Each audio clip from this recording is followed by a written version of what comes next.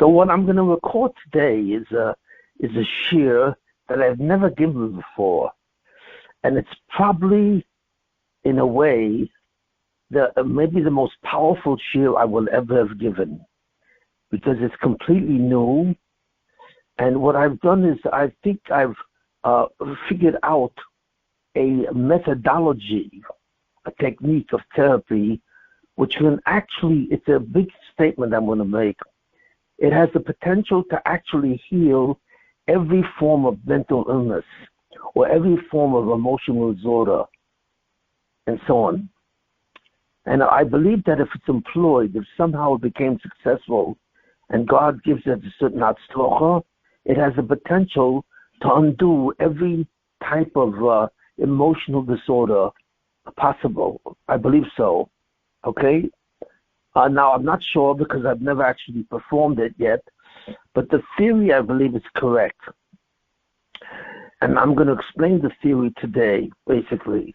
In a certain way, I've explained the theory to some extent. Last time I gave a share, but all of you were not on the share at that time. But I'm going to repeat some critical elements so that you have a clear understanding of what's going on. So first of all, the question really is, this is very deep level of hashkafa. Basically, it's not discussed anywhere really that I've really seen, but I see from the Torah itself and from many places that it is true. The interesting thing about the Torah is there's a very curious property in the Torah, because the Torah delineates certain mitzvahs that we have to do between man and man, and so on. And some of these clearly indicate that God wants there to be an exceptional peace among men.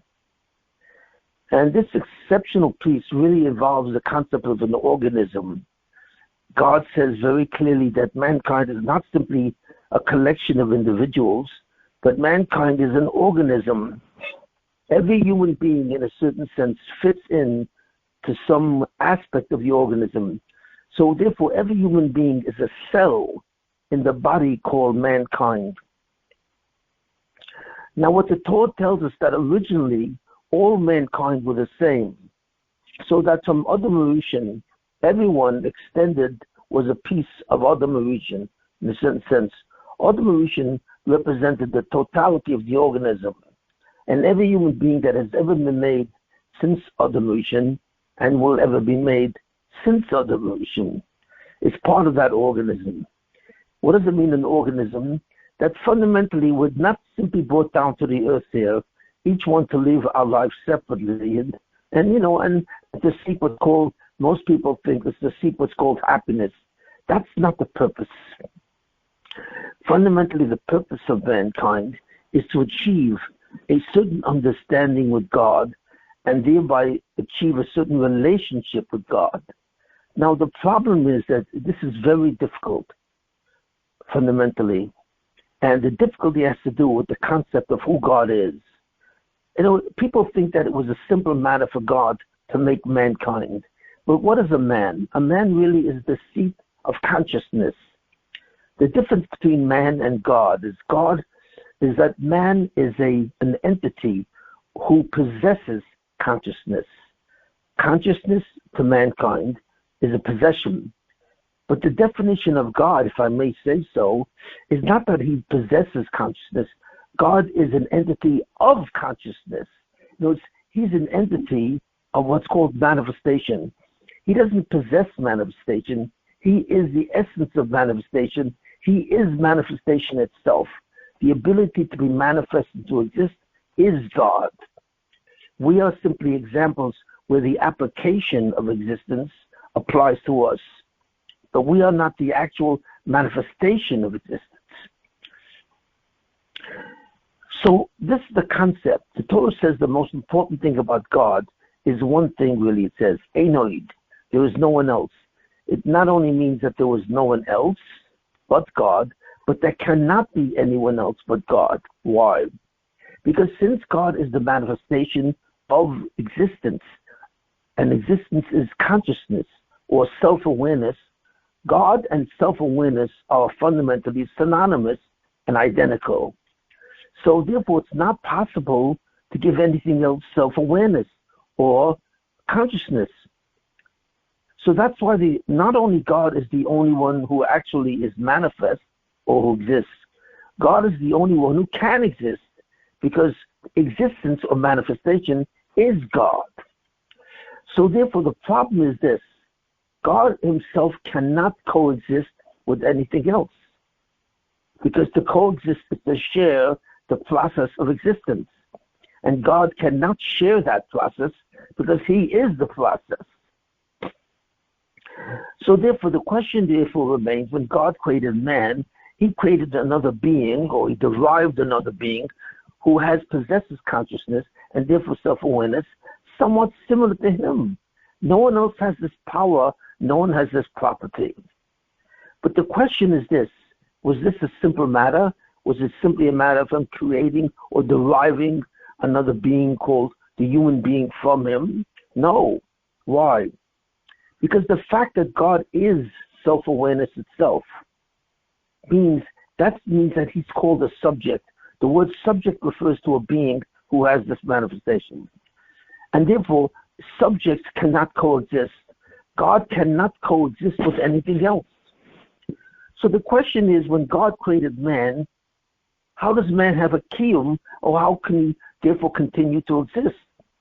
Why? Because Einoid means that there is no one else, and there can be no one else. So how is there possible to be another coexistence called the Zulasoi of mankind? And unfortunately, the answer is there cannot. You cannot have another coexistent entity at all besides God. At least not an entity that somewhat resembles him in the fact that he's conscious and that he's self-aware. So what happens? So therefore, as soon as God creates him and so on and so forth, something incredible happens. There suddenly emerges an awesome power from the divine that comes, in a certain sense, metaphorically, that comes outside of God and wants to annihilate the Zulasoi. Why? Because the Zulasoi cannot exist besides God. It's not possible to have coexistence. So therefore, God has a conversation with the Zulasoi, and he says the following: I have just created you, but I have just created you temporarily because you cannot coexist with me. In other words, there cannot be another being besides myself who looks at me and considers me outside of himself, and he refers to me the pronoun you, and to himself he refers the pronoun me. There is no one that I can create that can actually say to me, you. Why? Because nothing can exist outside of me. And since in your essence you have a certain mind which is somewhat, metaphorically, thinks that he's outside of me, that's how you refer to me, and therefore you must be annihilated. But he says there's one thing I can do to sustain your existence. How can I do that? Because if you, by your own free will, can change your nature, in other words, even though you have to refer to me and you in that duality, but you don't have to accept that or believe that. You still have the possibility, since you're part of me, to love me, because fundamentally love is nothing more than a union between two beings who are somewhat merged. So therefore, you have the possibility to love me, but you have to do this by yourself, beyond me. You have to decide that you really are a part of me, and therefore you will have to manifest love. And the way we will do that, I will do two things. I will diminish your existence to such an extent when you will actually think that you're outside of me. And therefore, I will create and put you in a new situation called physicality. In this physical universe, you will think and see and appear to be outside of me. You will be able to refer to me as a you, me, you. And in that situation, I will give you a commandment. And if you observe the commandment and obey what I say, and therefore, from that point on, I will let you develop the feeling of love. That's right. You have a potential to love me, but you don't feel it because you see yourself interfering with the ability to see us together. But you will have to develop that feeling alone. And you have to realize that I am really the back row. I'm really your background, and you are simply a foreground.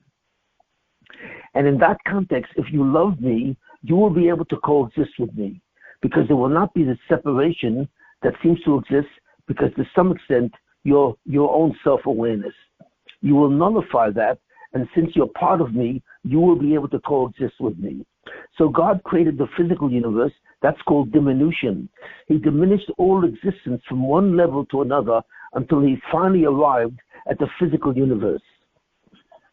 And at the physical universe, he gives man commandment, but he gives other Mauritian the commandment not to eat from the tree of life, of good and evil. And he says this is the tree that will distinguish us in such a way it will be able to, for you to assert yourself as being part of me and developing a love for me. And if you do that, you will be able to coexist with me. So therefore, God gives him, and he gave him the commandment, gives other Mauritian the commandment to him and his wife, his zivug, this commandment. And unfortunately, other Mauritian was not able to observe the commandment. So therefore, other Mauritians suddenly found themselves confronted with what's called the yichud pressure, the power that emanates from God that annihilates anything which is outside of him. God therefore suddenly applied the attribute of mercy and allowed to Adam and Chava to exist even further beyond that by giving compassion. But God expects Adam to rectify the sin of that which separated him. So therefore, he expected Adam Mauritian to rectify this, and therefore he broke up Adam Mauritian from one man who constituted all of mankind into mankind itself. Now the human being became a collection of members, all originally a part of Adam Mauritian. And God said to mankind, what Adam failed to do, you now have to do it. What Adam failed to do as a unit, as a single unit composed of all of you, a superorganism, now you will have to do as separate elements of that entity. But you still must do the same thing that Adam was supposed to do. But now you also have to do something more, because Adam Rishon was only a single individual. The only mitzvah that applied to him was the mitzvah of what? Of loving me and observing my commandment. But now Adam Rishon is no longer a single human being. He is now composed of many elements. All of you, mankind. So therefore, this will be done to you. So now I'm going to add the commandments. Not only do you have to love me, but you have to love each other. You have to realize that you are all a supernova, you are all an organism, and all part of the original man called Adam Rishon, the first man. And therefore, if you observe these two classifications of mitzvahs, to love me and to love each other, then you will be able to be worthy of coexisting with me, and so on. And my yichud pressure will not annihilate you. So this is how it started. So fundamentally what we are doing, the purpose of the universe, the purpose of creation, the purpose of what man has to do is simply obtain the permission to coexist with God, because God is so awesome that he cannot allow anything to coexist with him that in any sense thinks that he is outside of God. So this is the foundation of Judaism. It is the foundation of what God wants. Now, because of the sin of Adam, Adam therefore defied God in a certain way, and therefore he furthered the distance between him and God. Whereas Adam Rishon, prior to the sin, now committed a sin, and therefore saw God now as separate from him. He further distanced himself from God, where he really now saw God as outside of him, because that's what a sin is. It's the ability to see God outside of you and the belief that that reality is true. So what God did is a very strange thing, and this is really unknown in a certain way. And what did he do? Adam Rishon, when he was created, was a man. He was an adult. He was the equivalent of an adult 20 years old. But what God did, he said to him, because you have sinned, And therefore, you were supposed to remove the disempowerment that you feel because you see me as outside of you. But rather, because you sinned, I'm going to make that disempowerment of who you are worse and much stronger. So therefore, you will start your life out, and your children will start your life out. I should say your descendant derivatives will start their life out not as an adult like you did, but they will start their life out as a child. That's right. God created the concept of childhood as a punishment for the sin of Adam Rishon. Now, this produced a tremendous change in the complete destiny of mankind. A profound change. Why? Because when we look at a child, we see what's the most important thing for a child. The most important thing for a child, and something that a child is completely conscious of, is the concept of what? Of self-esteem. Self-esteem is a natural element in a child's mind, a feeling about himself. It's simply a feeling that he likes himself. If the child simply likes himself, he likes who he is, he believes that he deserves to exist, that's called a high level of self-esteem. If he does not like himself and suddenly feels he doesn't deserve to exist, that's called a low sense of self-esteem. Now, how does a child achieve this sense of self-esteem? How does he know whether he should like himself? And the answer is, he knows that he should like himself from other people. He does not have the ability on his own, because of an inferior intellect at that stage of life, to determine whether or not he's worthy of existence. All he knows, he has to get people to like him. Really, he has to get people to love him. He has to believe in himself that he's lovable. And that is a childhood trait. Everything that a child does is constantly seeking approval of an outside person, in this case, his parents. And everything that he does, he wants to make sure that he's loved. So this is the primary impulse of a child, to see to it that people love him, or namely his parents love him. Now there's a problem here, because a child at the same time also has an impulse problem. He has certain impulses that he can't control. Therefore, a child at that level has to be disciplined. So now there's a contradiction in the essence of what a child is. Even though the child seeks to be loved, and thereby knows that he is lovable, and thereby has a sense of self-esteem, he at the same time has to be disciplined. In other words, he has to hear a new word that really he's never heard before, and that word is the word no. So when a parent disciplines a child and says, no, you can't have a cookie, the child does not have a good ability to understand the word no. Does the word no apply to the cookie, or does it apply to him? Is it a reference to his, whether or not he's lovable? And at that age, a very young child cannot distinguish it. He thinks when he hears the word no, it's his parents saying to him, I don't love you. You're not lovable. You see it? So suddenly the child no longer has the knowledge that he's worthy to exist, because he doesn't know he's lovable. So therefore, he begins to develop a certain emotion which corresponds to the word no. In his mind, the word no refers to a certain disempowerment of his being. And the emotion that corresponds to that feeling is the emotion of shame. Shame means that what he wants to do is hide. He doesn't want anyone to see him, because in that moment, he has a feeling like he does not deserve to exist. So therefore, a parent has a tremendous conflict. In one sense, the parent loves the child, but in the other sense, the parent has to discipline him, because the child fundamentally is out of control. So he has to say the word no. So the question is, how can he say the word no without shaming this child? This is the fundamental issue of parenting. It's the fundamental definition of what a parent has to do.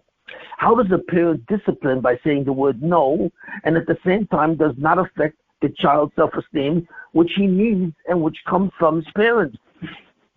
His parent has to play two roles at the same time. He has to be loving, and he has to be he has to be restrictive. He has to restrict the behavior of a child. So this is a skill called parenting. Nobody has ever taught that skill, and so on, even though it's the most important skill of all. Because if while disciplining your child in some sense, you also have to say the word no, and therefore the child could misinterpret that word no and think that you don't like him. So therefore he says the following: well, if you like me, then I like me. And if you don't like me, I don't like me.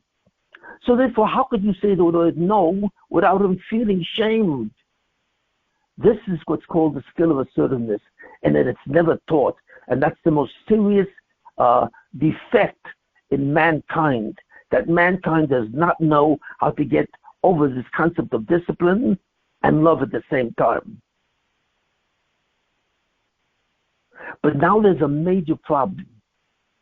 The major problem is now that the child hears the word no repeatedly, because he has to be disciplined, he gradually begins to develop a sense of chronic shame, where he really doesn't feel lovable. Now, fundamentally, what the child doesn't feel is not that his parents doesn't love him. When the child hears the word no from his parents, he doesn't think that my parent doesn't love me. He thinks that he is unlovable at all. And this is the crisis in child rearing. How do you remove that decision that the child makes that suddenly he is unlovable? And what this causes a tremendous deficit in his self-esteem. And in a fundamental way, he really wants to disappear. He wants to hide. He doesn't want anyone to see him. So what does this do? Now, the fact is that shame is the most painful of all emotions. When you feel ashamed of yourself, you feel like you actually don't deserve to exist. And there's a certain anxiety and a certain tension and a certain depression that overcomes a child when he suddenly begins to realize that he's unlovable. So what does he do? So therefore, what God did, even though the shame is really the result of the sin of Adam, because Adam failed to reach an understanding of who God is and merge with God, he now is separated from God to an even stronger degree. And that disempowerment which he should have healed, he didn't heal by the sin. So God punished him by suddenly making the disempowerment even greater. So by making man at first a child, the form of a child, he compounded the feeling of disempowerment, which is really the feeling of shame. So the question now that shame passes on a child, and it has to be, no child can avoid the possibility of shame. Why? Because every child needs discipline, and discipline entails the word no. So it's impossible for a child to counteract the feeling. So now he's in absolute pain. What does the child do? So God created an immune system for shame, just like God created an immune system for microbes, so that the body can fight microbes if it's invaded. So God created a certain way that the person could deter the feeling of the pain that comes from shame. And how does he do that? Well, they're called defense mechanisms. And there are two levels of defense mechanisms. The first level, as soon as the child hears the word no and starts to feel shamed, suddenly he gets angry. The ego of the child produces a feeling automatically and intuitively called rage, anger. That's why children have temper tantrums. Why? They have temper tantrums when you suddenly deny them what they want, because they think that you don't love them anymore. So to counteract the feeling of disempowerment or shame that the child feels, he immediately produces the feeling of rage.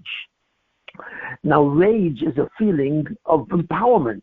When you're angry, you don't feel afraid, you don't feel fear, you don't feel guilt, and you don't feel shame. You feel like you're all powerful. And children have to attempt to expose themselves to this tremendous rage called a temper tantrum, because that's the level of shame that they feel when they hear the word no. So therefore, anger is the temporary emotion which takes away the pain of shame. So this is the first level of defense. It must be used by the child so that he can survive, the shame that he has. But there's a major problem with this, because anger itself, even though it like it anesthetizes the child, it takes away the pain of shame. Because in the consciousness of anger, you don't feel the consciousness of shame. But at the same time, this consciousness is toxic. Anger is toxic. Why? Because what we forget is that the essence of a child, that he must always gain approval and love from his parents. His parents are the main source of his self-esteem. He can only love himself if his parents love him. But by becoming angry at them, he further distances himself from them and them from him. So he realizes that when he gets angry and he hates them as a result of the shame they induced in him, he's actually giving them up. He's causing them to abandon him. So that means that the healing device from the pain of shame is actually toxic itself. It's like when you take a medicine in order to heal yourself, and the medicine itself has side effects which are toxic. So you cannot continue the medication. So the part of the brain, and this is very critical, the brain itself is divided into two parts, yes, that are somewhat separate from each other. The part of the brain that exists at the birth of the child, and therefore it's a memory center for all experiences where the child feels shame. It's called the amygdala. The amygdala is the memory center of the emotion of fear. Whenever a child has the feeling of fear, he feels this what? He suddenly feels his amygdala is suddenly awakened, and it produces the feeling, now I've got to defend him. The amygdala is the part of the brain that defends the child from this intense shame. So what the amygdala does, it's in the center of the brain, what it does, it produces the feeling of rage and the feeling of anger, which of course is a defense mechanism against the shame. But since the anger itself is toxic, the amygdala now begins to produce little later on the feeling of guilt. There's a difference between guilt and shame. Guilt is when you feel bad about something that you did, comes from an action. But shame is that you feel bad about someone who you are. So shame applies to your being, guilt applies to your actions. So now since the child is becoming angry, which is an action, he begins to feel guilty about the rage that he has to his parents, even though he must use the rage in order to heal himself from at least the pain of the shame. So now the child is now faced with the emotion of guilt. In order to remove the emotion of guilt, which is also very painful, what does the child do? So the child does a series of two steps. In some way, the amygdala is able to somehow divide the mind into some kind of self-contradiction. Because when we say that you're conscious, what do we mean? We mean that you're self-aware. You're aware that you exist. So therefore, it's not possible to divide the mind. The mind is a single entity of a unified structure. But the amygdala is somehow, and this is really not comprehensible, is able to divide the mind into two aspects. It's able to go to a certain place called the unconscious, which is a part of the mind, which is the part of the mind itself, but at the same time, you're no longer self-aware. So the amygdala is able to divide the mind, which is called repression, into two different areas. An area where not only you're conscious, but not only you have a mind, you're conscious, but that you're also self-aware. But the amygdala is able to create a portion of the mind where even though you're conscious, you're not self-aware. So what the amygdala does, it takes the emotion of anger, which a child uses to defend himself against the previous emotion of shame. And it takes the feeling of anger to some extent and it represses it into this unknown zone called the unconscious. So now the child is able to compromise. The child is able to retain the feeling of anger, to soothe this feeling of shame, but yet he's no longer self-aware of that. In other words, it's no longer really causing him pain, but it has to continuously be produced in order to protect him from the pain of shame. So therefore, he is now angry in his unconscious mind.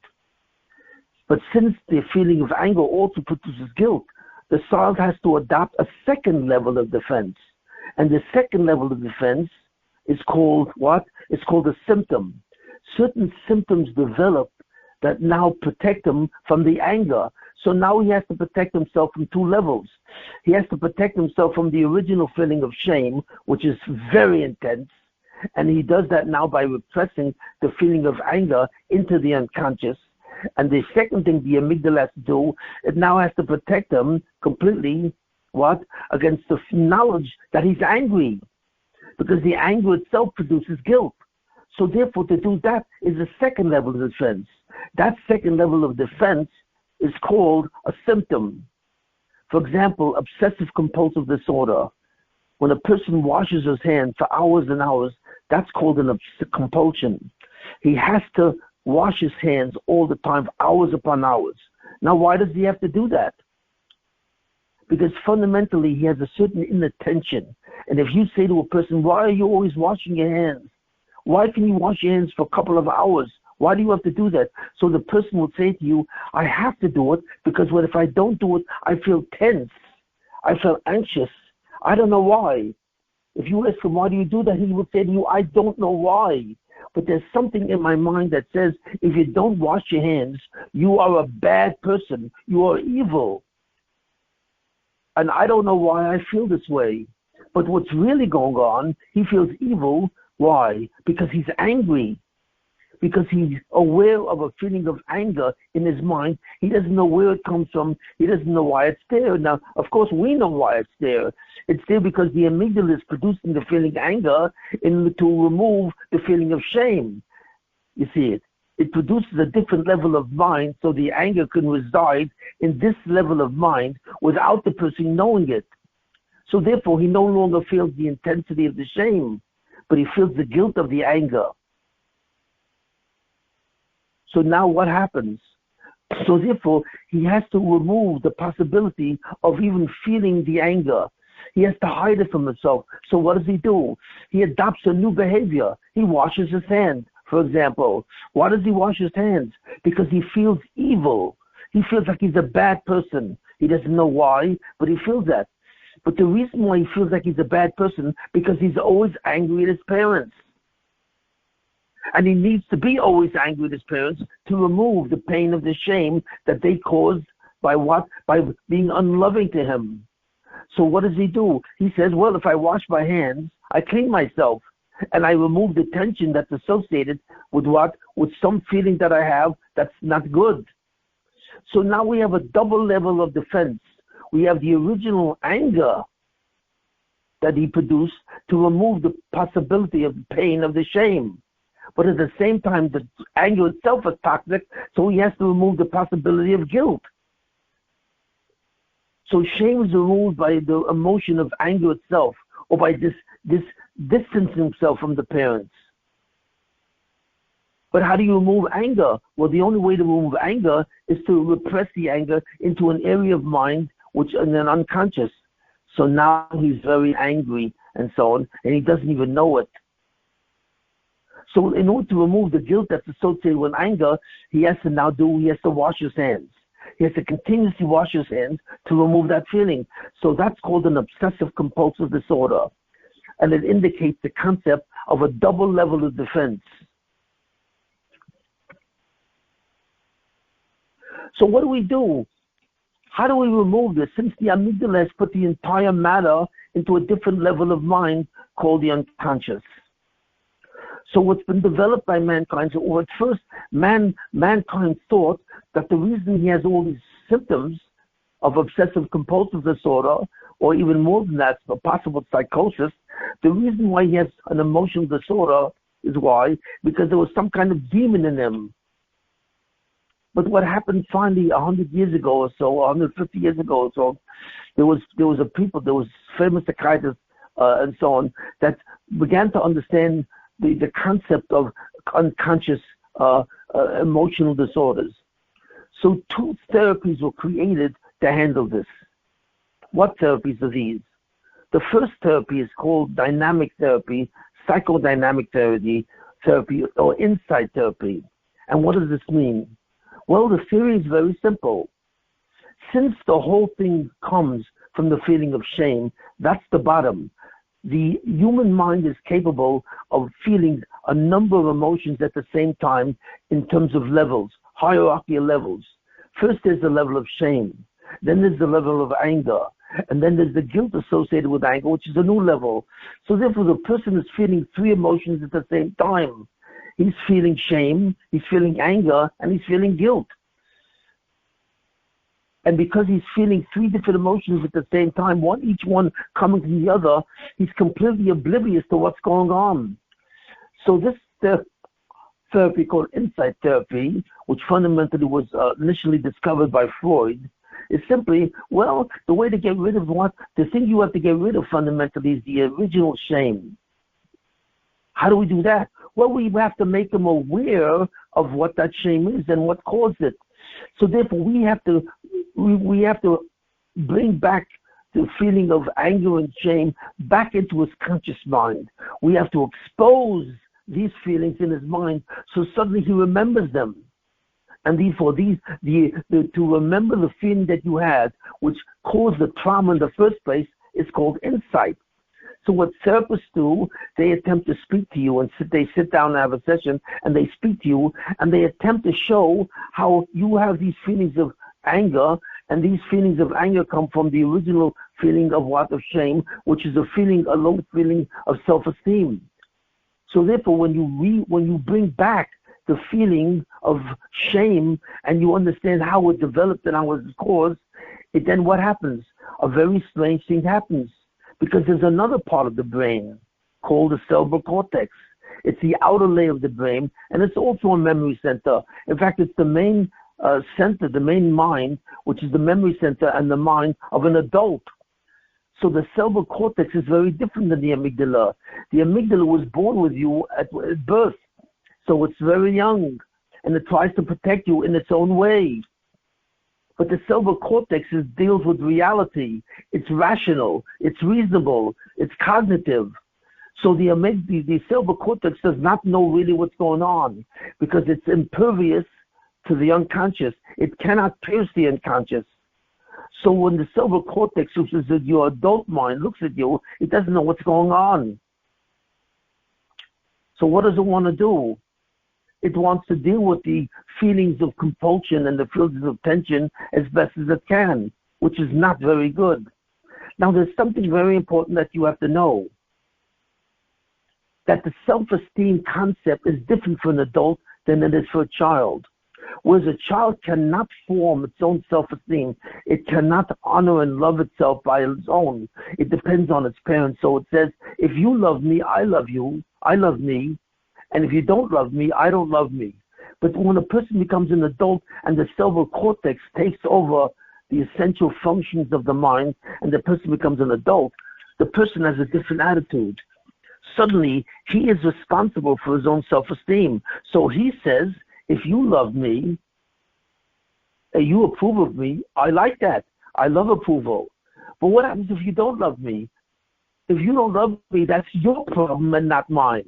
In other words, the adult can love himself independent of the feeling of his parents because he understands that what his parents feel about him was simply not true, and so on. It was only at a weaker point in his mind that they even had the power to even determine whether or not this person is worthwhile to exist. So therefore, as a child, he's completely attached to the parents, and it's called attachment. In order to determine who he is, he needs his parents' opinion. But an adult no longer needs his parents' opinion and is completely free of his parents. That's an adult. The definition of adult is a person who's capable of forming his own sense of self-esteem. He likes himself no matter what his parents feel about himself. But as a child, he cannot do that. So what happens is the cerebral cortex, therefore, is fundamentally adult. But the only reason why, so the question is, well, once a person becomes an adult and he's independent of his parents, he's independent of his attachment to his parents, because he says that's your problem, not mine, why can't he get rid of the shame? The shame was only developed when he was a child, when he needed his parents. And this is the greatest mystery of all. And the reason why he can't get rid of his parents, why? The reason is because the amygdala, the other part of his brain, which created the unconscious or repressed the emotions in the unconscious, made the whole thing unconscious. So the cerebral cortex is not even aware of what's going on. So therefore, he cannot apply logic and reasoning to the whole situation of what he believed when he was a child. So a child cannot heal himself.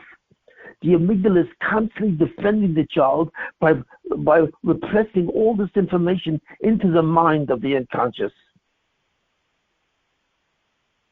So the theory of insight therapy is very simple.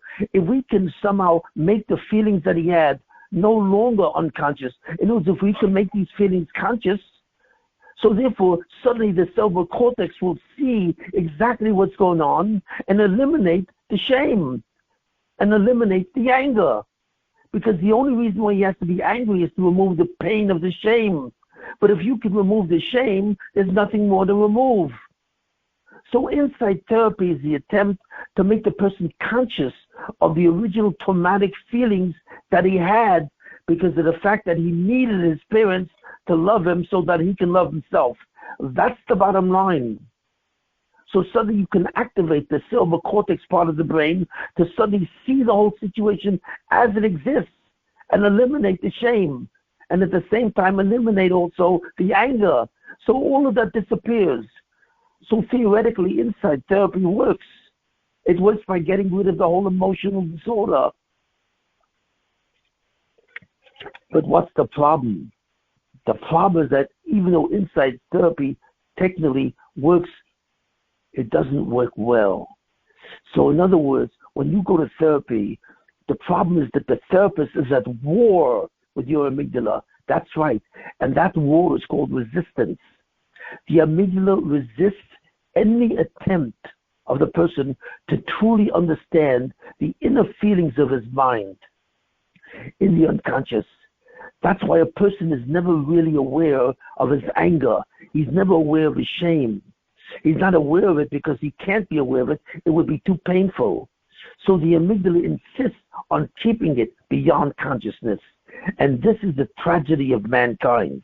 Mankind cannot undo his childhood. His childhood lives beyond him, even when he's an adult, because there will always be an area of the mind which is always unconscious, which is always harboring feelings of what? Where there's a contradiction between what the parents want and what the child wants. So therefore, he will always be in a certain position of shame. And therefore, we will always need anger to take away the pain of that shame. And not only that, he will need symptoms to remove the knowledge of anger, which is used to get rid of the shame. The person is stuck, and he can never get out of it. So what a therapist is doing when he does therapy, he's really going to war with the amygdala. And who is stronger, the amygdala or the therapist? The answer is the amygdala. Because the amygdala would fight tooth and nail to keep it all conscious, because the amygdala believes it has to do it. It's not doing it to defy the therapist or the person. It doesn't want to cause the person pain, but it has to eliminate the pain of shame. So therefore, how successful is insight therapy? Only partially successful, because certain times the therapist can make the feelings of anger and shame visible, and the person suddenly realizes that his immature behavior comes from these feelings. But he can only do this slightly. And every time he uncovers a certain amount of feelings, the amygdala manages to cover these feelings again. It is continuously involved in the process of repression. So that's why it takes many years to heal oneself from what? From therapy. Therapy many times takes a long time. And even cognitive behavioral therapy, which is a form of therapy, you can try and reason with the amygdala by understanding as an adult.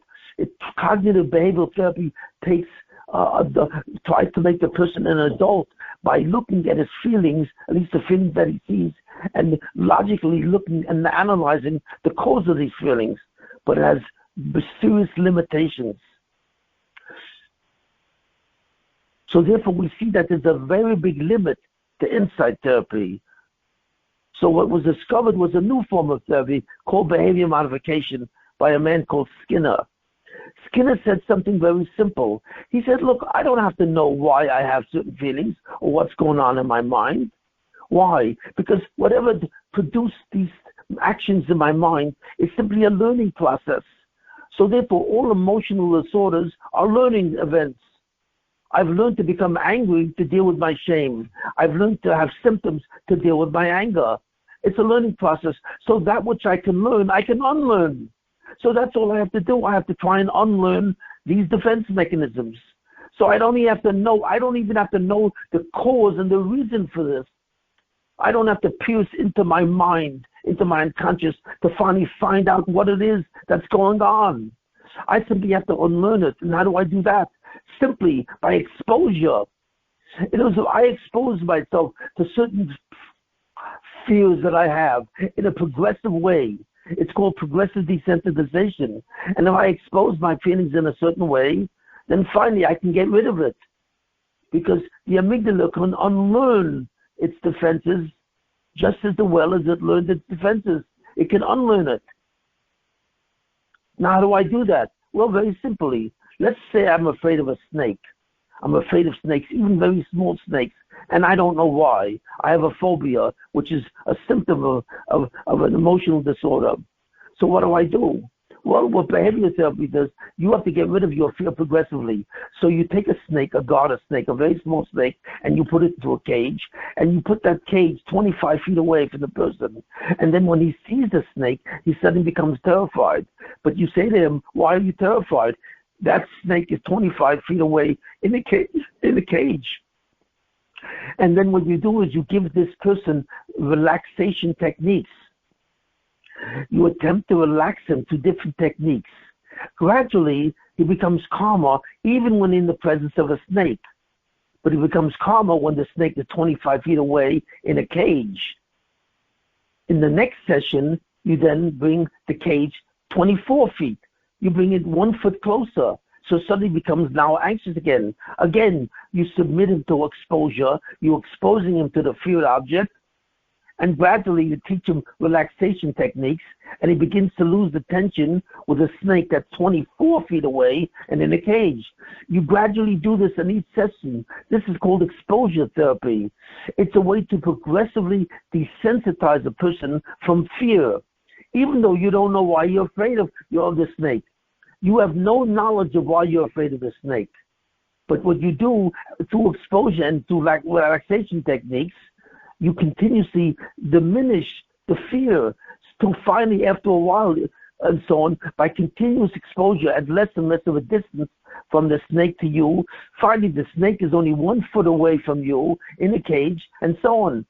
And then suddenly you find yourself able to sit with the snake without fear through gradual exposure. This is called progressive desensitization. And fundamentally, behavior modification says this. Behavior modification lies not on insight, not on knowing the reasons for why you feel the way you do, but on simply exposing yourself to fear progressively so that gradually you can overcome it. And that's what fundamentally behavior modification tries to do with all of your symptoms. It tries to identify the fear component of all the symptoms, because fundamentally symptoms are caused by fear. Anger is caused by fear. All of it is dependent on fear. So if you get rid of the mechanisms that induce fear and so on, gradually by progressively desensitizing you to the feared objects or the feared circumstances, you gradually get rid of the symptoms. Behavior modification works faster than insight. Well, is it effective? To some degree. It's probably more effective than insight-oriented therapy. It's far less expensive. It takes much faster. But the question is, does it really get rid of all the fear? No, not necessarily. But it does make it more comfortable. So these are the only two therapies that were ever created to deal with your emotional disorder.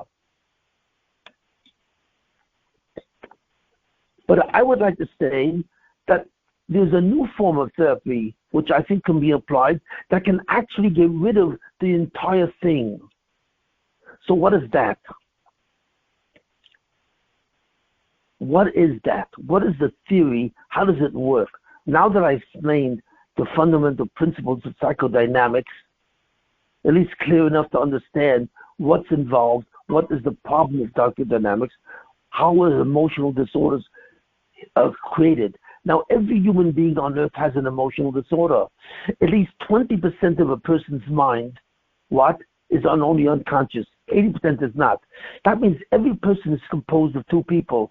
Every person is still a remnant of his childhood. He still has a certain amount of shame and fear and rage in him. At least 20%. So 20% of a person is a child and 80% is an adult. Okay, that's a good situation.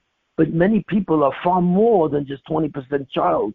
They're 30, 40, 50, 60%.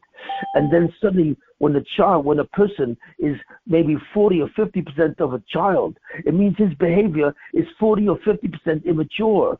Because the immature behavior of an adult is fundamentally is caused by emotional disorder. It's a regressed form of behavior where he has to deal with his residual shame, to the extent that shame remains in the person's mind, and it remains because the child is still under the command of his amygdala, which holds the shame in his mind in the memory center.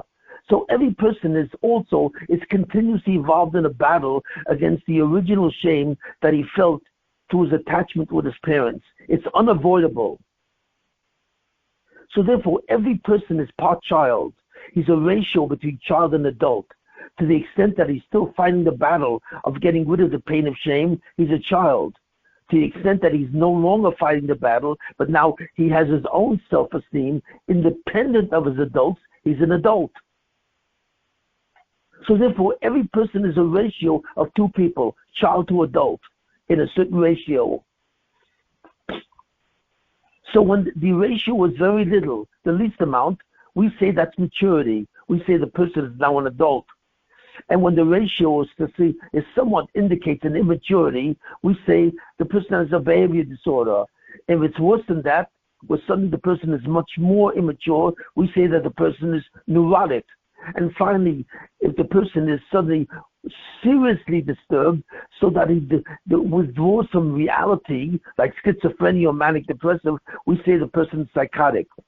So fundamentally, all emotional disorders are based on the same principles, except that the difference between oneness or schizophrenia, which is a form of psychosis, is the degree of the ratio between child to adult that the person has. That's right. It's that simple. To the extent that the person is preoccupied with the feelings of shame that he created when he was a child, to that extent, and it still exists in him, to that extent, he's an emotionally disturbed person. But the question really is, what do we do? How can we get rid of that? How can we get rid of what's called the residual child which sits in the amygdala? Well, what we have to do is expose that amygdala to the cerebral cortex so that it can reasonably get rid of it. But we can't do that because the amygdala forcefully keeps it in a state of repression.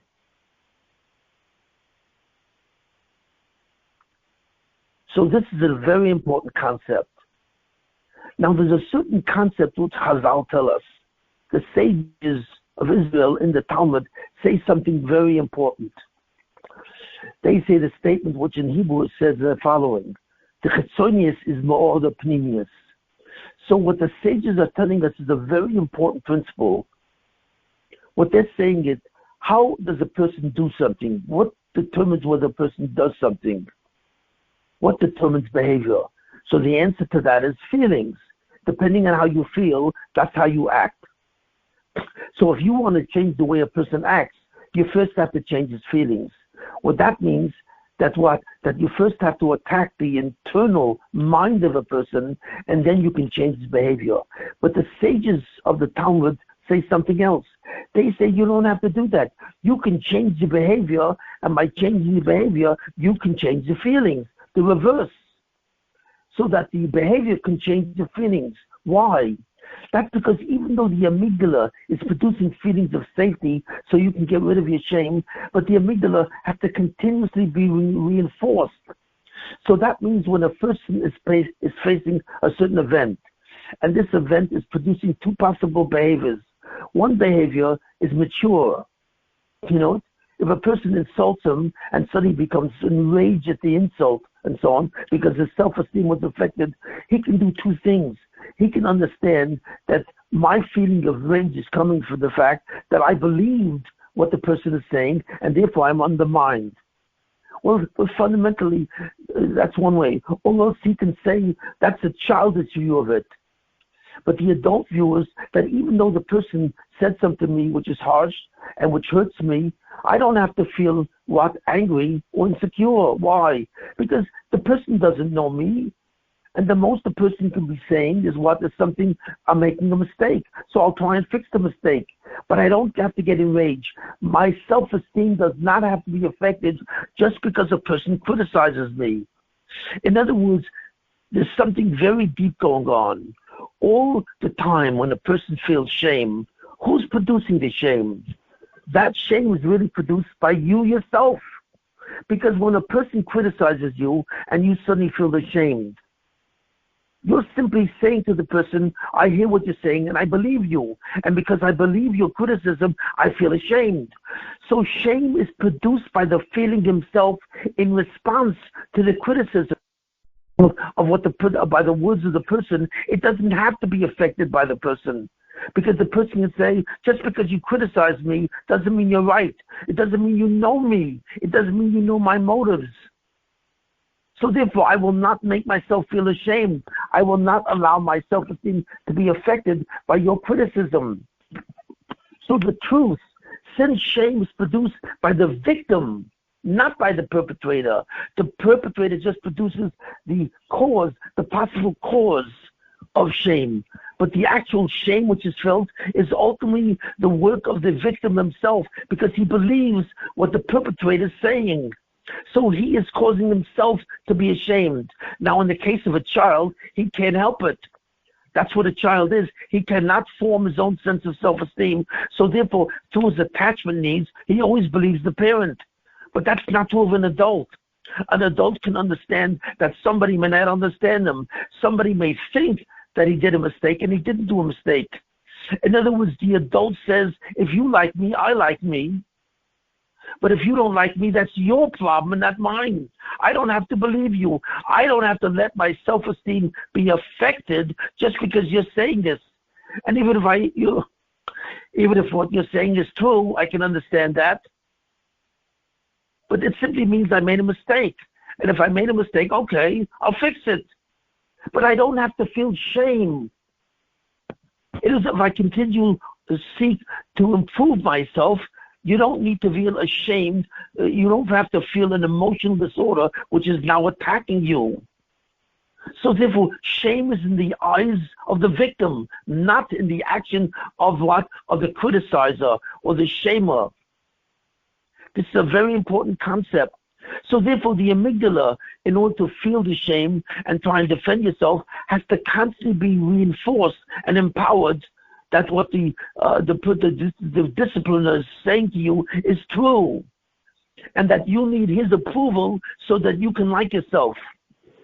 That's a fallacy. An adult doesn't have to do that. He's fully capable of appreciating who he is without the comments of the person who's perpetrating a criticism. This is a very important concept. So this is the thing. Anytime a person is criticized or in some way attempted to be ashamed, anytime a person does not mean that he has to go along with it and he has to believe it, because it's up to him. He has a free choice to decide whether or not he will be shamed. But since he was a child, he was always believing someone else. But now he's an adult, so he doesn't have to. So therefore, it depends what he does. If he suddenly allows himself to believe what the criticizer is saying about him, he suddenly becomes angry and hurt. But that hurt is in his hands, not in the hands of the perpetrator. So therefore, if he allows himself to be hurt and to be angered by what the criticizer is saying to him, that's an immature response. And therefore, the amygdala sees that he feels the shame. And whenever the amygdala sees that you accept the shame that someone's giving you, so therefore it's reinforced, it becomes powerful, and it stays. You empower the amygdala every time you get angry when somebody criticizes you, because it means that you agree with the criticizer. And that's not true. You don't have to agree, but you don't have to agree with him. So therefore, the person is really causing his own shame to continue. But if the person thinks about it and says, I don't have to agree with the criticizer, I don't agree with it. He doesn't know what he's talking about. Or even if he knew what he's talking about, I'll simply change my behavior. If he approaches the problem as an adult, so what happens is the amygdala gets weaker. That's right. The amygdala will get weaker.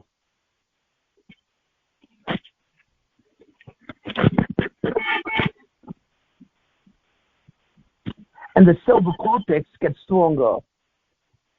So in other words, it depends on what you do. If you act like a child,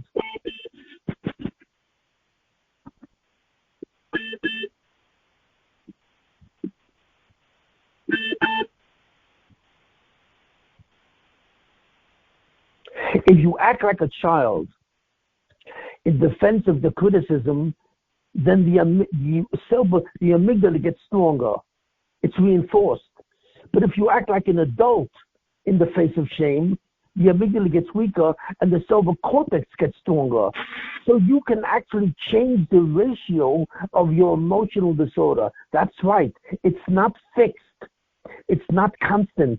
The ratio between child to adult is not permanent. You still have a certain level of control. Why? Because there are two areas of your brain, the amygdala, which enforces the child, and the cerebral cortex, which enforces the adult. And both of those parts of your mind are waiting to see what you choose and what you do. Shift or move the ratio between child to adult. That's right. But it's very difficult. Why? Because the amygdala has fundamentally made the whole issue of self-esteem into an unconscious level. A person really never knows what he feels about himself. And any feelings of shame that he's possessed is now unconscious. He's not truly in touch with it. That's why it's very difficult for a person to resist criticism and to resist shame, because he's still acting like a child at a certain level. But as an adult, he can change that level. Once you become an adult and you are free from the attachment issues that you have to your parents, you are now free to act one way or the other, and therefore reinforce different parts of your mind, which will make you more of an adult or more of a child.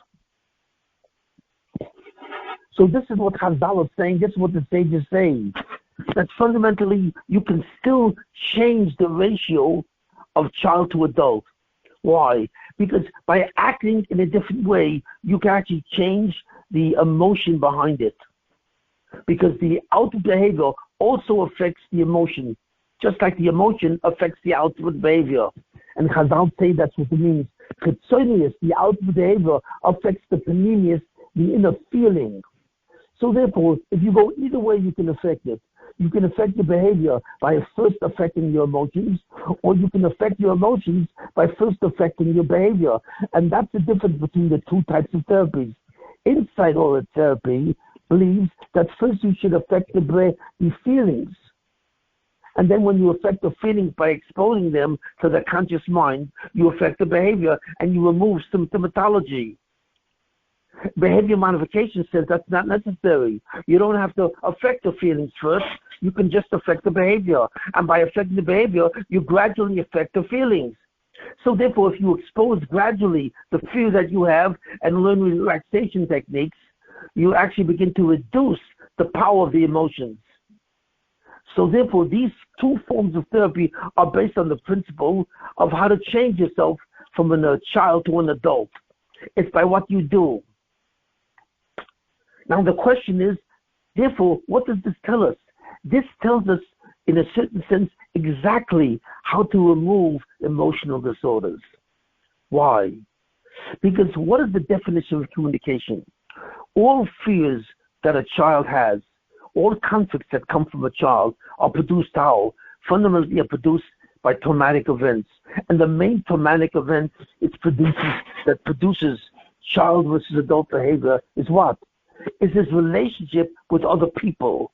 It's people. It starts with your parents. Your parents are the first people who you finally come to know. And they are the ones who determine what your childish feelings of self-esteem are. So therefore, it's your relationship with people initially with your parents, and then later on with your teachers, and then later on with other adults, that continuously reflect the original causes of the whole shame, anger scenario. So therefore, the one skill that you have to learn that can change you is the skill of communication. What do I mean? What is communication? The question is, what is the definition of communication? So you would say, well, communication is the ability freely without inhibition. Yes, that's true, but that's only half the definition. The real part of the definition is much more serious, because this is what communication is. It's the ability to express your thoughts and feelings without putting someone else, the listener, on the defensive, without shaming him. Now, when you have a conversation with a person, and part of that conversation, you criticize the person. You say the word you. You said, you are this and you are that. You've done this and you've done that. When you do this, this is an accusation or a criticism. And what that does, that puts the person that's listening to you on the defensive. He has to suddenly defend his self-esteem because you've threatened it. All criticism fundamentally affects self-esteem. Because when a person feels criticized, he has to defend himself. The issue on which he's discussing is no longer relevant. What's relevant now is what? Is that his self-esteem has been threatened, and he has to do it. So what does he do? He becomes angry. When a person is criticized, it leads to shame. And when it leads to shame, what does the amygdala do as soon as it senses shame? He suddenly makes you angry or very angry. And this is called aggressive communication. Aggressive communication is when you disagree with someone and you attack him because of that, he becomes shamed and defensive. That's called aggressiveness. But what else are you supposed to do, you say? If you have to tell a person that you disagree with him, how can you avoid shaming him? Well, you can avoid shaming him by something called assertive behavior. And what is assertive behavior? Assertive behavior is when you always communicate with someone without causing a sense of shame. You never cause a sense of shame. That's right. Assertiveness is a skill. The truth is, assertiveness is adult communication. It's two people talking together and disagreeing. But they disagree in such a way where neither of the person is ashamed. They are not in a conflict. There's a certain way they resolve their conflict. They perhaps both can agree, where one person can convince the other, or they can both disagree, and they accept the fact that they disagree. But they do not involve the possibility of shame. And therefore, without shame, there is no rage that takes place, and there's no defensive behavior. So aggressive communication is a communication of attack. It's like a district attorney is suddenly saying, I accuse you of a certain type of behavior which is reprehensible. Assertiveness is the opposite. It's like the defense of a defense attorney. When he doesn't accuse you, he tries to defend you.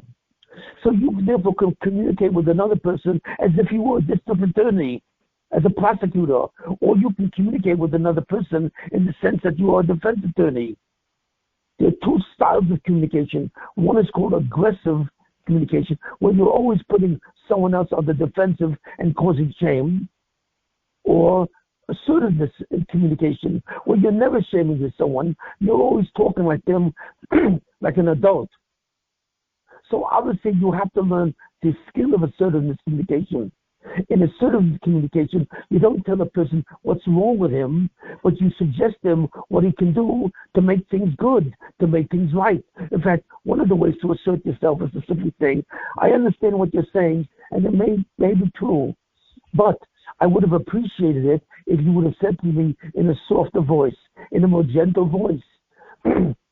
Because by you using the attack mode aggressively, you're shaming me, and therefore I can't listen to you. Or you can say to someone, well, I'm not saying that what you're saying to me is wrong. I'm just saying that right now I can't really listen to it. But later on, maybe I'll be able to listen to you. That's assertiveness.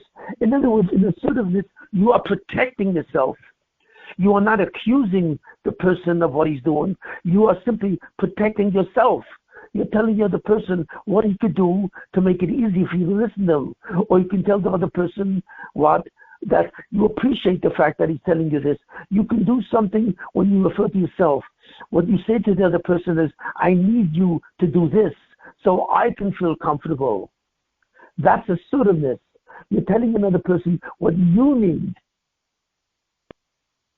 for him to do to be comfortable. Aggressiveness is you don't tell him the other person what you need. You're telling the other person what he's doing that's wrong. You are attacking him. You are shaming him. And the difference between asserting yourself, which is adult communication, and aggressiveness, which is child communication, because children communicate in an aggressive way. They're always saying, it's your fault. No, it's your fault. They are always arguing with each other about who is right. But in assertiveness, you're not arguing about who is right. You're simply telling the person what you need. You're defending yourself. And every person has the right to tell another person what he needs. And people can respect that. So assertiveness is a form of communication which does not result in shaming another person, in attacking another person. Aggressiveness is involved in attacking another person. Aggressive communication is the communication of a child. That's the way children communicate. Assertive communication is the communication of an adult. Why? Because an adult wants another person to listen to him. And he knows that if he will shame another person or put the person on the defensive, the other person can no longer listen to him. So therefore he has to be assertive and not aggressive. So the trick here is the following. And this tells us exactly what a person has to do in order to heal himself from an emotional disorder. And it's a very powerful thing.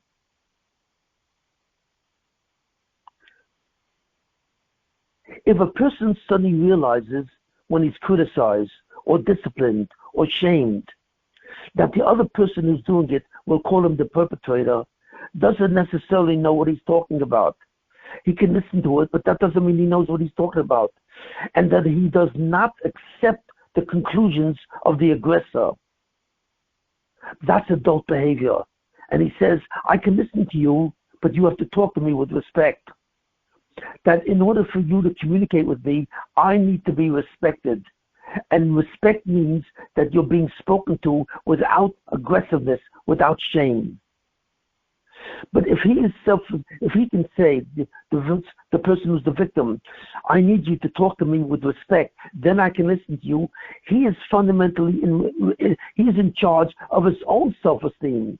He says, I will not sacrifice my self-esteem because of what you're saying to me. Why?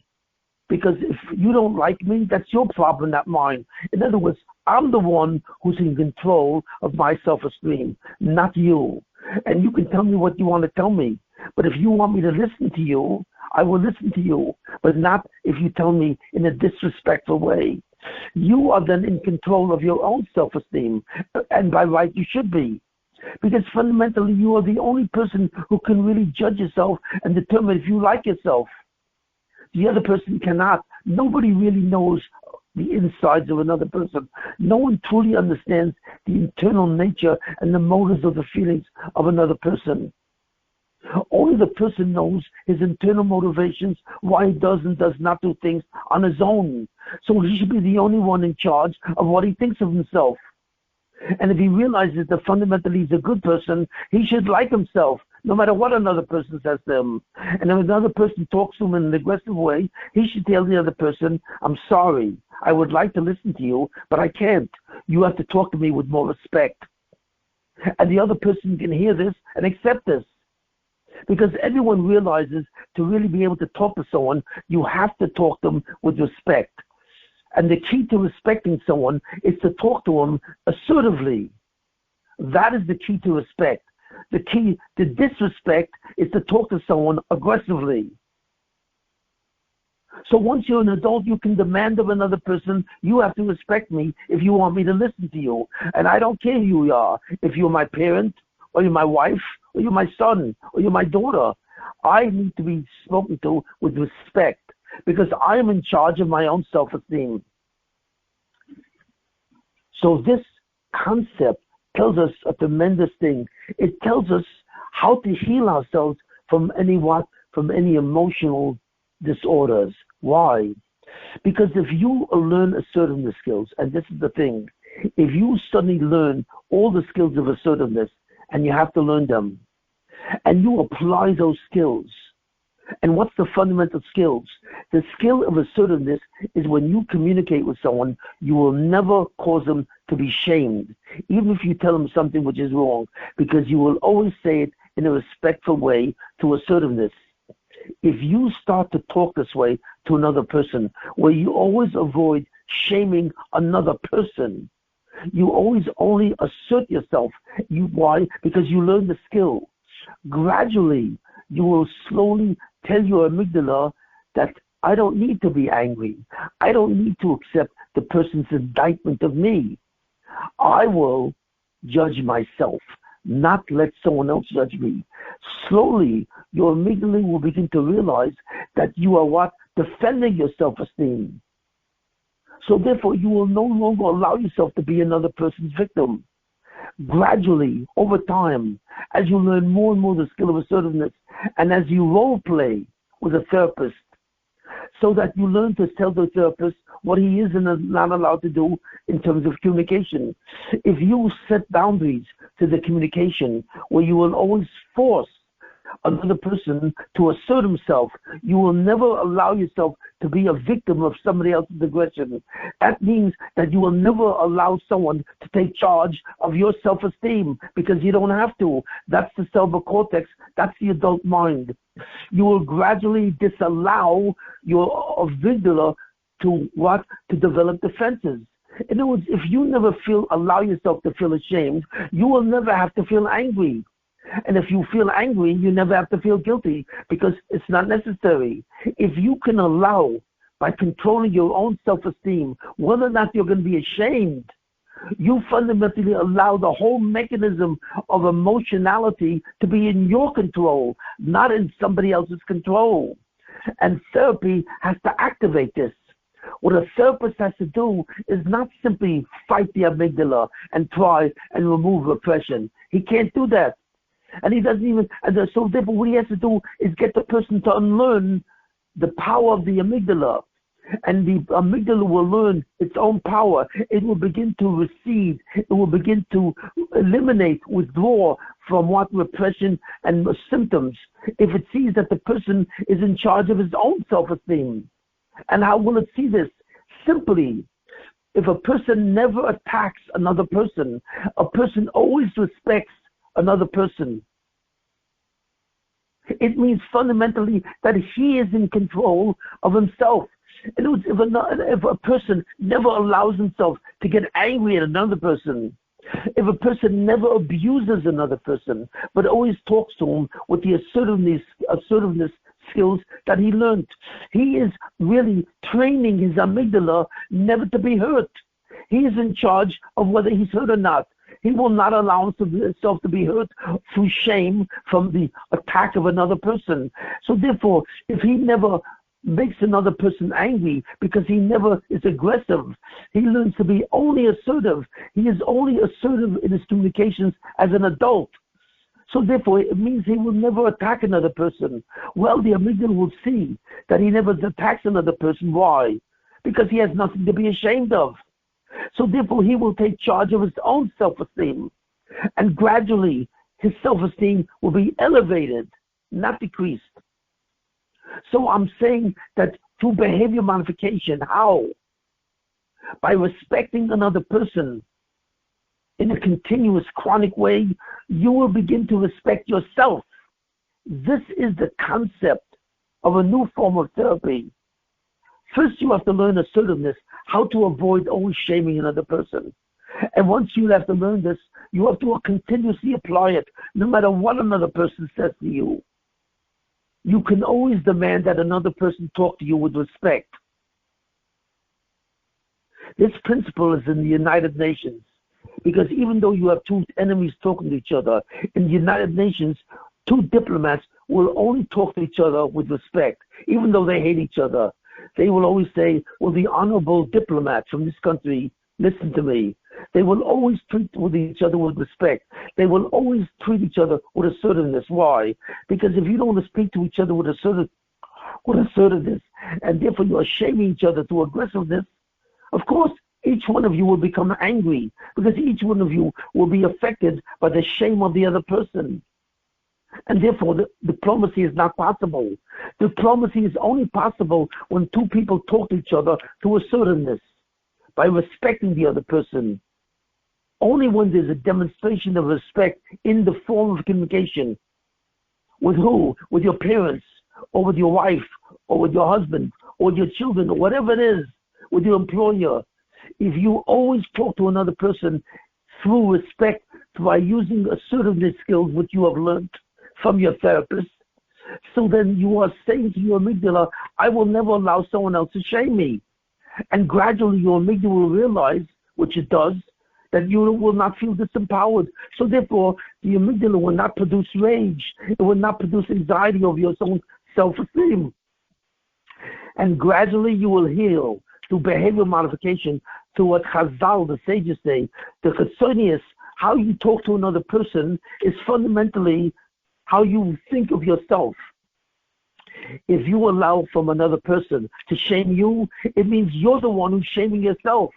You're accepting the condemnation of another person. But if you tell another person, you can only speak to me with respect, through assertive techniques, you are telling another person that I control what I think of myself. You don't control it, I control it. And gradually, the amygdala learns that you respect yourself and you like yourself, and it will begin to change your self-esteem. And as the self-esteem changes, everything changes. You will have a much happier life. You will be able to get along with people. But most fundamentally, you will begin to like yourself, and all your symptoms will gradually disappear. Now, I can't say how long this will take. It will take maybe some time or even less time. But this is the only approach that will work. It's only when you take the weapon out of another person's hand that you show a sign that you are in charge. You have to de-weaponize. The therapy in this case is called de-weaponization, where you take the ability of another person to hurt you, because the other person can only hurt you if you allow him to hurt you, because you believe what he's saying about you. You see yourself in a low sense of self-esteem because you believe his accusation, you believe his criticism, you believe his disagreement. But if you take that weapon out of his hand, how? By always treating him with respect.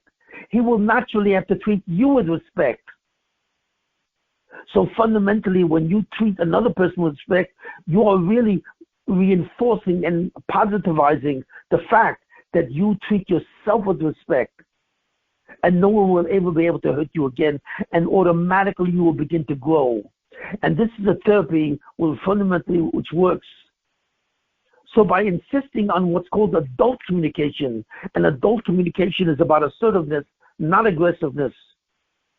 By insisting on adult communication, you are indicating that your self-esteem is independent of another person, not dependent. You will be eliminating the concept of attachment. And you can even eliminate the concept of attachment in what? Even though what? It's repressed. Because you don't have to know the original shame that you had as a child from your parents.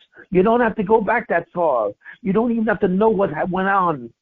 But gradually, since your amygdala is subject to revision, since it can change, even as an adult, if you begin to employ the technique of disengaging from attachment to another person, because by insisting on respect and by giving him respect, don't forget, assertiveness techniques show you how to communicate with someone by respecting him.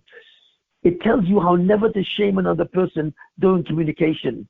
So automatically, he will begin to do this to yourself.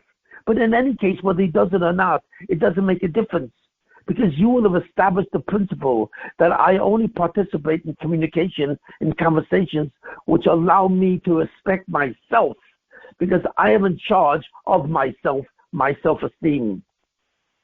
So with a therapist in the form of therapy, this is a fabulous form of therapy. Because there are 2 steps to this therapy. The first step is what's called training in assertiveness. The therapist has to teach a person how to assert himself in all levels. The person has to become an expert on assertiveness so that he never uses anger or criticism and so on to hurt another person. And then the second step is the therapist has to role play with the person, with the patient or the client. He has to role play by the therapist mimicking or role playing a critical person. And then the person responds to assertively by deflecting the criticism in such a way without shaming the other person. And this kind of continuous act of assertiveness, the exercise of assertiveness, which is really the exposure and constantly exposed to the therapist who is acting like a criticizer, he will learn exactly how to empower himself, how to take control of his own self-esteem. And he doesn't even have to know why his self-esteem is so low. It's not necessary. All he has to do is simply act assertively in the face of aggression. If he continuously acts assertively in the face of aggression by never retaliating, because anger is a retaliation. Anger means that you agree with the person, his low sense of self-esteem. You agree that the person has the right to give you a low sense of self-esteem, and you have to defend yourself by being angry. If you eliminate the entire process, the amygdala will learn that you can actually you control your own self-esteem, and you can eventually heal yourself of all the defense mechanisms, the anger, the symptoms, which the amygdala has created to defend you against the possibility of shame. So this type of therapy will work. There's another thing that I have to say. What is the main sin of the Jewish people that keeps them in gullus? What is the main sin that they do, that God is very angry with them and keeps them in gullus? Why doesn't God bring the Mashiach? So God told us. The reason is not because of the mitzvahs between him and us, it's because of the sins that we do between man and man. We're constantly shaming each other. We're constantly aggressive with each other. We're constantly disliking each other. And what's the constant way that we show that dislike? By lashon hara. We're constantly talking about people, and we're talking about their negative traits or their negative deeds. And why do we do that? Why are we sick? Why are we preoccupied with talking about other people? Why? It is almost as if we get an enjoyment about putting other people down. Why? Because that's a form of anger. Lashon hara and rechilas. These are fundamentally certain passive-aggressive forms of anger. And by putting someone else down, we get revenge on them. Well, why do we get revenge on them? What did they do to us? Well, they lowered my sense of self-esteem. What? How did they do that? Because the very fact that they're better than me, the very fact that they're more successful than me, lowers my sense of self-esteem. That's what sinas chinam is. That you put someone else down for simply no reason at all, simply because you perceive that he's better than you, he has more money than you, he has a better looking wife than you, he has better kids than you. So therefore, that threatens your sense of your own power. That threatens your self-esteem. So therefore, you have to retaliate. How do you retaliate? By becoming angry. And how do you manifest the anger? By speaking lashon hara. So sinas chinam is the essence of anger. It's the essence of passive-aggressive anger, where you're putting someone else down, even though he did nothing to you, simply because you think he's better than you. So that's why one group has to put someone in a group. Each group, of Klal Yisrael, Misnagdim, or Misnagdim or Hasidim, Litvish people versus Sfardim, Ashkenazim versus Sfardim, modern Jews versus Orthodox Yeshiva Jews. All these kinds of groups keep on putting each other down. Ashkenazic Jews feel superior to Sephardic Jews. Sephardic Jews feel superior to Ashkenazic Jews. Hasidim feel superior to Litvish, to non-Hasidim, to Misnagdim. Misnagdim feel superior to Hasidim. Yeshiva people feel completely superior to everyone else. And modern Orthodox Jews feel superior to Litvish Jews or Yeshiva Jews. So all Jews continuously have the need to feel superior to another class of Jews. Why? This is fundamentally nothing more than a display of anger. Why are these people angry? There's only one cause of anger. Only one cause. You are only angry when you feel threatened. Fear. That's when you become angry. And why? Because anger is the one emotion that takes away the pain of shame. So therefore, in your mind, you're always being shamed by the performance of someone else, even though you don't realize it. So therefore, the continuous display of sinas chinam, of talking about people and their negativities, what they do, what they feel, what they say, and how they act, is simply a continuous need to defend yourself, and to defend yourself against what? Against shame, against the pain of having a low sense of self-esteem. So that's what is the Torah saying? What does the Torah say? The defense against, the Torah says, defense against what? Against that feeling is what? Is not to speak Lashon Hara.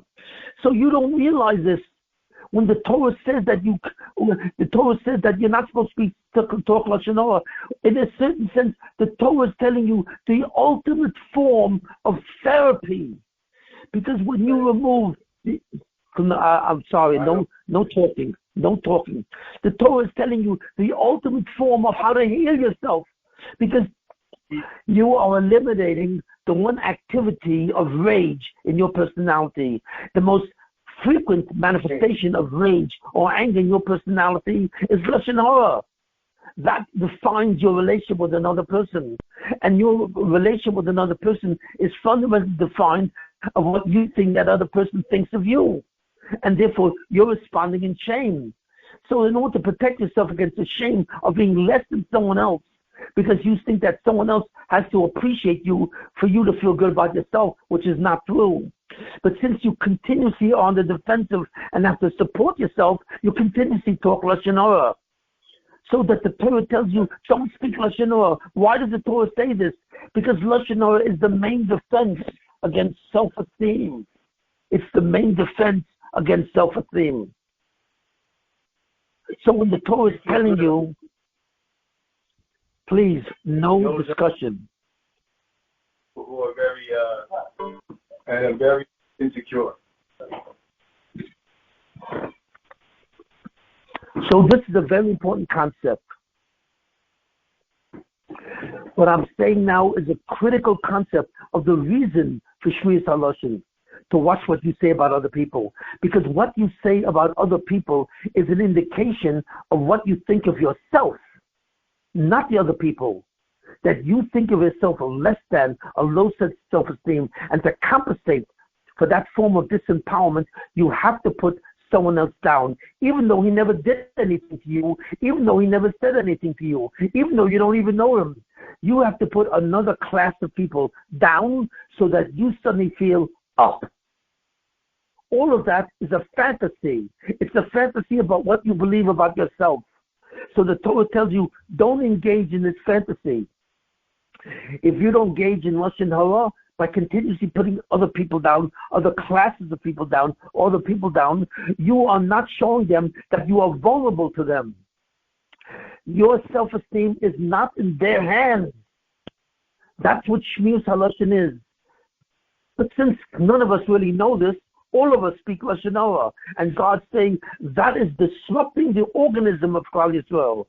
The most important thing of Klal Yisrael is what? Is the organism. The concept that Klal Yisrael is one being. Everyone is connected to someone else. And Lashon Hara is a way to disrupt that organism.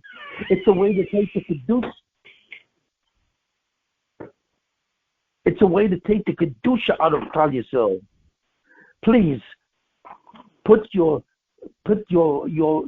record of this shir on the whole, on quiet. There's too much noise in the shir. So this is the concept of Shmiyas HaLashon. It's not only that, it tells you the basis of how therapy should work. You know how therapy should work? And now we understand. We see that the Torah tells us how to behave to another person. The Torah tells us, for example, the main thing is, you are not allowed to abuse another person. it is forbidden to abuse another person. So even criticism is a form of abuse. That's why the Torah says, even when I give you a mitzvah to tell another person the criticism so that you should tell him how to correct himself, you have to watch yourself. But you should not get a sin. And what is the sin? Because every time you criticize another person, you are lowering a sense of self-esteem. Criticism is like a withdrawal from a bank. Like you have an account in a bank with a balance, and every time you criticize someone, you're taking away his balance in his account. And every time you give him a compliment, you're giving him a deposit. So fundamentally, criticism is the fastest way to defame a person or to decrease his sense of self-esteem. So God says, you have to know how to criticize. Before you can criticize another person, you must understand how to administer criticism without causing shame. Nobody knows how to do this because this skill is never taught. Nobody knows how to do this. And this is the most important skill that a human being has to learn.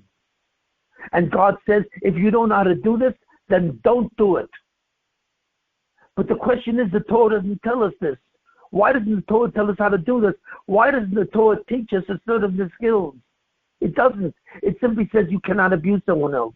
That if you're angry at someone, you have to share this with them, and so on. And that you have to love someone else. But it doesn't tell us how to deal with another person in terms of what? Being threatened in self-esteem. It doesn't tell us how to do this. It doesn't tell us assertiveness techniques. Why not? Because it's not the Torah that we're given is the Torah of Yom Kippur. It's the second Torah.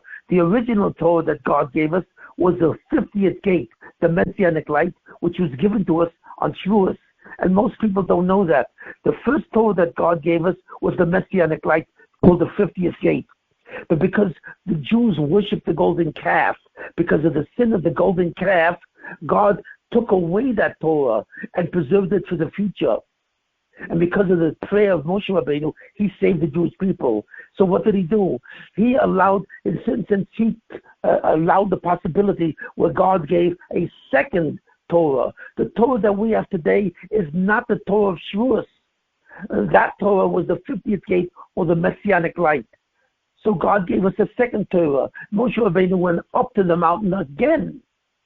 And what did he do? He brought a second Torah down to the world, which is what? Which is the Torah that we have today, called the 5 books of Moses, or Chamisha Chumsha Torah.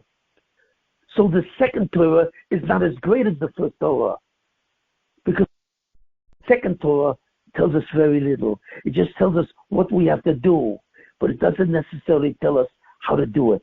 And that's the einish. The einish of Klal Yisrael is that God does not even allow the Jews the skill to how to prevent yourself from shaming someone else. That's why it was only in the 1830s that the Chofetz Chaim wrote the book on Shmiras HaLashon.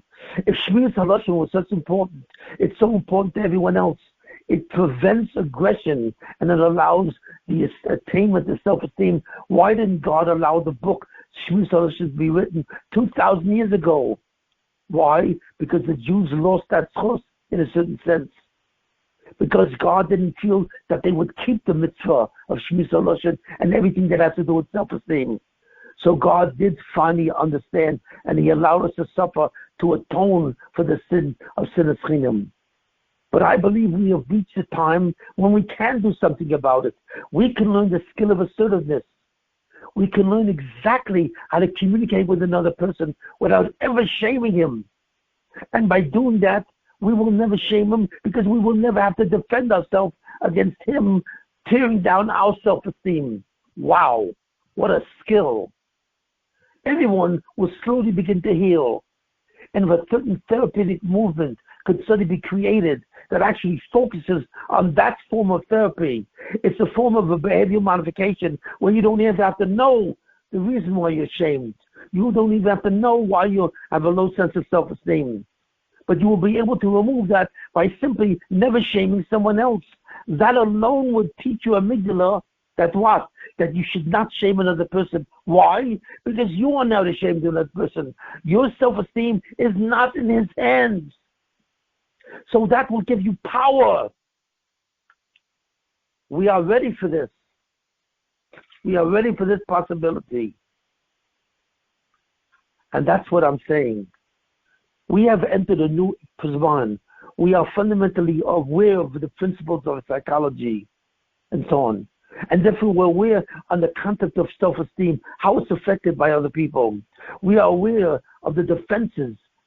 We are aware of the trauma and the defenses of self-esteem throughout our life. We are aware that every person is a ratio of child to adult, where the child still lives in the amygdala and tries to defend himself against the shame of which his parents instilled in him. We are aware of these concepts, but we have never applied these concepts to suddenly take charge of our own self-esteem.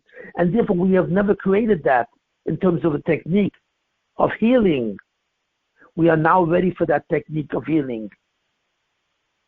And this is fundamentally a very important share, because in this share I'm revealing not only the dynamic, exactly how a low sense of self-esteem is created and when it's created, but in a certain sense we are now aware of how to remove that, how every person can remove a certain sense, a low sense of self-esteem gradually by the application of a new form of therapy called the elimination of a low sense of self-esteem. And how is that done? It's done first by the application of training. You have to know how to assert yourself, and that takes time. And once you have to know how to assert yourself, then we have to do role playing. We have to put you in situations where people disagree with you, or there's a certain disagreement between you and another person. And you have to know that even though you feel ashamed, you do, but you will apply assertive techniques. And by the mere application of assertive techniques, you will begin to diminish the power of your amygdala, and you will slowly heal. You don't even have to know that you are healing. You simply have to unlearn the defensive behavior, which is your amygdala capable of learning. Because Chazal tell us the chetzonius is more the panemius, that just by acting different, you will feel different. And we have to apply that principle to ourselves, and we will heal ourselves. This may be the most important shir that I've ever given, because I am telling you the way to stop Lashon Hara, to be zocher to the Gula, to be zocher, by beginning to apply for the understanding of what low sense of self-esteem comes from, and why everyone has it, and why everyone participates in the behavior, which is continuously defends himself against a low sense of self-esteem. We will slowly be zocher to repair the damage done to mankind because of the Chet of Adam Rishon, and we will bring the Mashiach.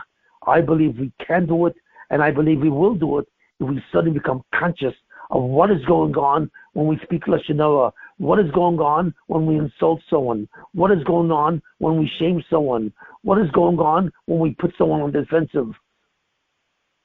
We are continuously involved in interrelationships, man to man, woman to woman, woman to man, man to woman, that are fundamentally aggressive and defensive. And that's the whole human race. Everybody is always in the defensive posture. Everyone is waiting, waiting to be what? To be attacked. Basic communication is based on what? On being attacked and then defending yourself. The essence of human interactions is nothing more than a continuous possibility of what? Is this person an enemy of mine, or is this person a friend of mine? When you are at war with an enemy and you see a plane, you're in a plane, and you see another plane coming 50 miles away, what is the most important question that you want to know about this other plane while you're in war? Is this plane a plane of the enemy, or is it a plane of my allies? That's what you want to know, and that's what human behavior is. The fundamental instinct of a person is always to defend his self-esteem, because a person wants to like himself. He wants to believe that he's lovable. And other people are continuously what? They're continuously enemies of that possibility. There's always another possibility that when we meet a stranger, suddenly that stranger will not like us.